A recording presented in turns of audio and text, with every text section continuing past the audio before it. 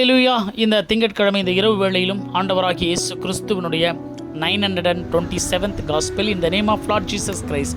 Today topic is they joked that you should save yourself. ஆண்டவராகிய இயேசு கிறிஸ்துவை சிலர் கேலிக்கையாக வேடிக்கையாக கிண்டல் செய்யும்படியாய் சிலுவையிலே தொங்கிக் கொண்டிருக்கப்படும் பொழுது, உன்னை நீயே ரட்சித்துக் கொள்ள திராணி இல்லை, எங்களை நீ ரட்சிக்க வந்தாயா என்று இகழ்ந்தார்கள். ஒரு மனிதன் சொன்னான், சிலுவையில் இருக்கக்கூடிய ஒரு கள்ளன் கூட சிலுவையில் அறையப்பட்டவன், உன்னையும் ரட்சித்துக்கொண்டு என்னையும் ரட்சித்துக்கொள் என்று சொல்லி கேலியாக சொன்னான். அவருடைய வேத பாரர்களுக்கும் அவருடைய பிரதான ஆசாரியர்களும் சொன்னார்கள், மற்றவர்களை ரட்சிக்க திராணி இல்லாத இயேசு கிறிஸ்துன்னு சொல்லிட்டு. ஆகவே இன்றைக்கு சத்தியம் என்னவென்று சொன்னால், ரட்சிக்க கர்த்தராகிய இயேசு கிறிஸ்து நமக்காக தான் அவர் வந்தாரை கண்டி, அவர் இந்த பூமியிலே எங்கேயாவது அவர் தன்னை மேன்மையாக உயர்வாக இந்த பூமியிலே அவரை அடையாளப்படுத்த எதையுமே செய்யலை.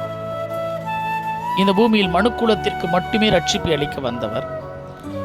எப்பொழுதுமே இந்த உலகம் சொல்லும், ஒரு கிறிஸ்துவர்கள் ஆண்டவர் ஏற்றுக்கொண்டவர்கள், அவர்களுக்கு இது குணமாகல, அவங்களுக்கு இது சரியாகல, அவங்க குடும்பத்தில் இந்த பிரச்சனை இருக்குது, அவங்களுக்கு எதிராக இவ்வளோ காரியம் இருக்குது, இதெல்லாம் சரி பண்ண முடியல, மற்றவர்களுக்கு பிரசங்கம் பண்ணுகிற அவங்கள சரி பண்ணிக்கல, இப்படிலாம் உலகம் சொல்லுகிறது ஆண்டவராகிய இயேசு கிறிஸ்துவை கேட்டதை போல.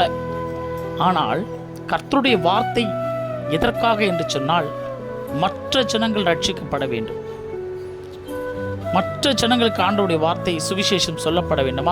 அப்போஸ்தலன் பவுல் தெளிவாக சொல்லுவார், மற்றவர்களுக்கு பிரசங்கம் பண்ணுகிற நான் தானே எந்த மனுஷனாலும் ஆகாதவன் என்று போகாதபடிக்கு என்னை நான் சரீரத்தை ஒடுக்குகிறேன்னு சொல்றார். அப்போ ஓடுகிற எல்லாரும் ஒரு வெற்றியான ஓட்டத்துக்கு ஓடிக்கொண்டிருக்கிறோம். அவர் தெளிவாக சொல்வார், ஓடுகிற எல்லாரும் எல்லாவற்றிலும் இச்சை அடக்கமாக இருக்கிறாங்க. அவர்கள் அழிவுள்ள கிரீடத்தை பெற்றுக்கொண்டு இந்த பூமியில் வாழ்கிறாங்க, ஆனால் நாங்கள் அழிவில்லாத கிரீடத்தை பெறுகிறோம். இப்போ எவ்வளோ உபத்திரவங்கள் கஷ்டங்கள் வந்தாலும் ஆண்டவருடைய சமூகத்தில் வாழ வேண்டும், அதுதான் நோக்கம்.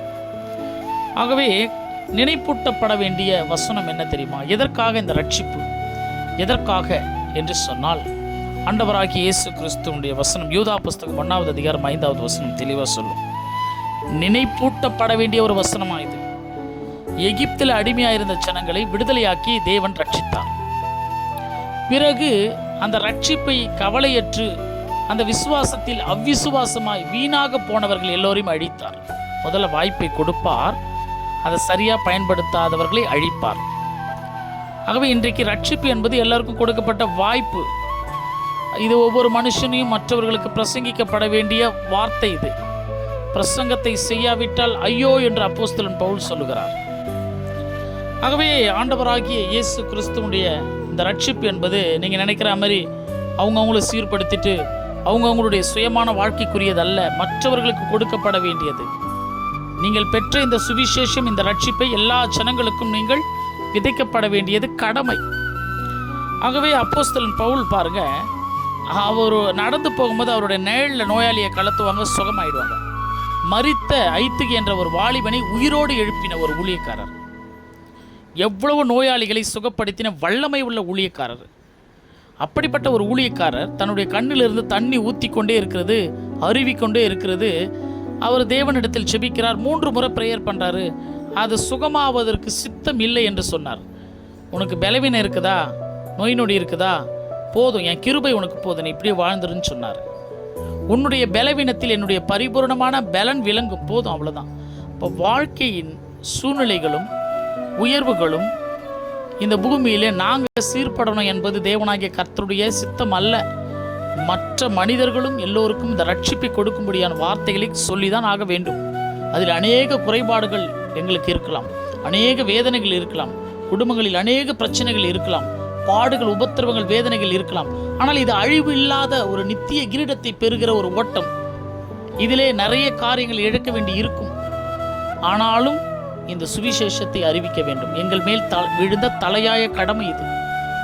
அந்த ரட்சிப்பை உங்களுக்கு கொடுக்கிறோம். ஆண்டவராகிய இயேசு கிறிஸ்து சிலுவையில் ஜீவன் விடும்பொழுதும் அந்த ரட்சிப்பை உங்களுக்கு கொடுத்தார். அந்த ரட்சிப்புக்குரிய வாய்ப்பு கொடுக்கப்படுகிறது. எகிப்திலிருந்து ஜனங்களை விடுதலையாக்கின ஒரு ரட்சிப்பு. அதை வீணாக்காதபடி கர்த்தருடைய வருகையில் அழிக்கப்படாதபடி பாதுகாத்துக் கொள்ளுங்கள். இயேசு கிறிஸ்துவை மெய்யான தெய்வமாக ஏற்றுக்கொள்ளுங்கள். நாளை தினத்தில் வேறொரு தெய்வ செய்திகளோடு நான் உங்கள் காட் சர்வன் சக்கரியா.